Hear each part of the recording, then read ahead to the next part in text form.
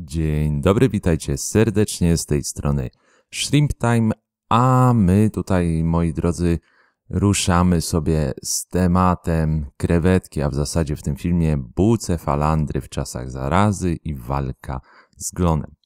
Nie wiem, czy pamiętacie, jakiś czas temu nakręciłem taki dość ekstremalny, dość brutalny film o próbie uratowania moich bucefalandr od glona przy użyciu wody wody utlenionej. Jak mi ktoś słusznie zwrócił uwagę w ostatnim filmie właśnie na ten temat, cały czas myliłem wodę utlenioną z wodą Eros kolei, dlatego tu się będę pilnował. Tak jak wam obiecałem, w tym filmie pokażę wam aktualne efekty tego działania. Natomiast na wstępie chciałbym, żebyście mi dali w komentarzach znać, czy wszystko u was w tych ciężkich czasach dobrze, czy radzicie sobie jakoś z pandemią, która nam szaleje, która niedługo myślę, że będzie epidemią, i czy dzięki temu bardziej poświęcacie czas swoim robaczkom. No ja dzięki temu, że w moim fachu troszeczkę jest przestój, to mogę się skupić na krewetach i na realizacji kolejnych projektów krewetkowych. A teraz do rzeczy. Jeżeli ktoś nie widział, w ostatnim filmie pokazałem strasznie zaglonione i zakrasnorostowane bucefalandry, które sobie nie radziły w zbiorniku, które były w bardzo złym stanie i które potraktowałem dość brutalnie wodą utlenioną w tym zbiorniku z uwagi na to, że zbiornik i tak miałem do resetu. Już na wstępie wam powiem, że to, co widziałem w zbiorniku, jednoznacznie mi mówi: nie próbujcie tego zrobić w zbiorniku z krewetkami, bo myślę, że je wymordujecie i wymordujecie sobie generalnie zbiornik. Jeżeli już bym miał stosować taką metodę, to stosowałbym ją w ten sposób, że wyciągałbym rośliny do odrębnych zbiorniczków, w których bym poddawał je działaniu wody, zaczekałbym, aż reakcja się wykończy i następnie bym dokonał dokładnego płukania tych roślin, żeby nie przenieść tego wszystkiego do zbiornika. W mojej ocenie takie działanie mogłoby mi pomordować moje biedne krewetusie. Natomiast co do efektu, są to 3 bucki, które były pokazywane na ostatnim filmie. No i jak widzicie, te bucki w dużym zakresie to działanie przeżyły. Większość liści trzyma się dobrze, nie rozpuściły się one, glon praktycznie został pokonany w 100%, krasnale trochę jeszcze występują. Nie udało nam się mimo bardzo drastycznej terapii wybić wszystkich krasnorostów, ale na pewno w jakiejś części one ustąpiły. Jeśli chodzi o straty, to na każdej z roślin myślę, że 2-3 listki są odbarwione. Myślę, że to może wynikać właśnie z wypalenia tych biednych listków wodą utlenioną, czy jakimś reakcjom, które zaszły. Natomiast mimo wszystko większość rośliny bardzo dobrze przeżyła taką terapię.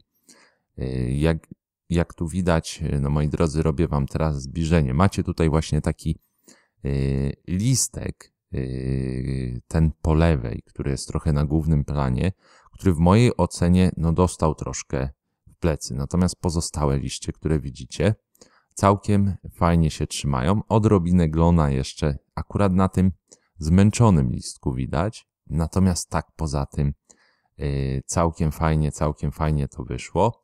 Z drewna niestety krasnale nie znikły i na tym drewnie jeszcze się trochę trzymają. Natomiast tu będziemy walczyć trochę inną metodą, bowiem będziemy stosować węgiel w płynie, tak? Węgiel, tak jak dużo osób mówi, że to jest CO2 w płynie, to nie jest do końca CO2 w płynie, ale to myślę, że wam zrobię na ten temat odrębny film. W ogóle dziękuję wam też za komentarze pod tamtym filmem, ponieważ bardzo dużo ciekawych informacji przekazaliście, no i fajna dyskusja też się wywiązała, to jest naprawdę super. Tu jak widać na kolejnym bucku, tu też taka prośba, jeżeli ktoś jest spec od bucków, może mi podpowiedzieć, jeszcze będę go pokazywał, cóż to za bucek jest, bo mam trochę problem z jego identyfikacją. To jak widać tak samo w dużym zakresie glon ustąpił. Natomiast listki dostały trochę tutaj w plecy metodą, no i krasnale też tutaj się utrzymały.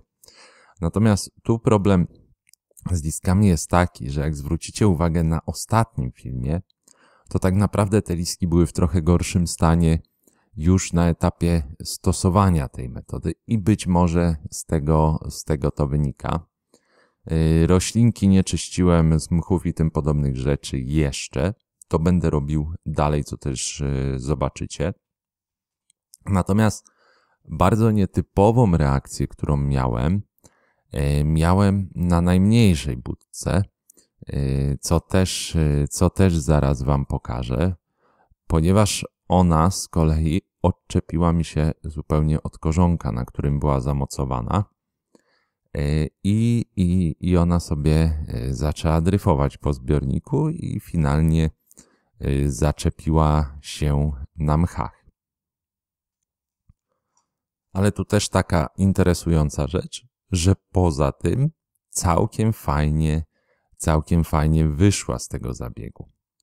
Słuchajcie, co teraz dalej z tymi buckami? Z uwagi na to, że nadal mamy na nich krasnale i że troszkę chcę się bardziej profesjonalnie w bucki pobawić, czyli będziemy tutaj próbowali po pierwsze spowodować to, żeby były bardzo ładnie zabarwione, żeby powyciągać te ich kolory, z których tak słyną, a po drugie będziemy starać się tutaj troszeczkę przyspieszyć ich wzrost, ponieważ jak dobrze wiecie, bucki całkiem wolno rosną i ja chcę zrobić eksperyment, czy da się tak zrobić, żeby rosły szybko. Więc co się dzieje? Bucki w części sadzonki przechodzą do nowego zbiornika, który napędzany będzie CO2 i który będzie również nawożony. Co ciekawe, ten zbiornik będzie też nietypowo zrobiony, ponieważ nie będzie on stricte zbiornikiem pod karidiny, a pod neokaridiny. I po pierwsze chcę sprawdzić, czy neokaridiny wyrobią mi na tej linii nawozów, którą sobie wybiorę do prowadzenia tego projektu, czy mi wyrobią w takich parametrach. Po drugie chcę zobaczyć, czy wyrobią mi z CO2 i po trzecie chcę zobaczyć, jak CO2 z kolei wpłynie na rośnięcie bucków oraz na problemy z glonami. To jest taki eksperyment, ja już sobie tutaj tabeleczkę przyszykowałem, w której będę wszystko notował, łącznie z nawożeniem, łącznie z litrażem i z wpływem tych rzeczy na parametry wody. Bucki sobie zasadziłem też na lawie, jak widzicie. To też nie jest jakby bez przyczyny. Po pierwsze, lawa ma bardzo chropowatą strukturę, co w mojej ocenie będzie wpływać na dobre ukorzenienie tych roślin. To jest jakby pierwsza rzecz. A druga rzecz to lawa jest tak specyficznym minerałem, nie wiem, czy to można nazwać minerałem, tworem, że zawiera bardzo dużo mikroelementów. Niestety nie jesteśmy w stanie stricte ładnie, w łatwy sposób określić dokładnego składu tych mikroelementów, ale zakładam, że przez to, że te bucki będą na tej lawie się znajdować, to w jakimś zakresie będą wykorzystywać te mikroelementy z lawy do swojego rozwoju.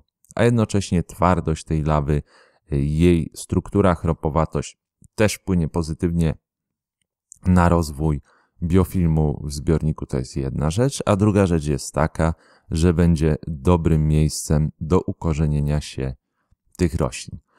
W tym zbiorniku jeszcze nie ma docelowego światła. Ja może zrobię wam oddzielny film jakby z ideą, jak ma ten zbiornik funkcjonować, jak on sobie ma działać i wtedy sobie ustalimy co i jak.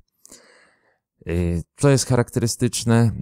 Tutaj to, że bucki w części zostały poszczepione, największa sztuka została wrzucona cała, ponieważ nie miałem kłącza, które się nadawało z niej do szczepienia. No i zobaczymy, jak one się odżywiają, jak sobie będą w zbiorniczku radzić. Przy dużym bucku mamy chyba 8 sztuk listków, natomiast przy małych mamy po 7 sztuk. No i trzymajcie kciuki, żeby to się dobrze rozwijało.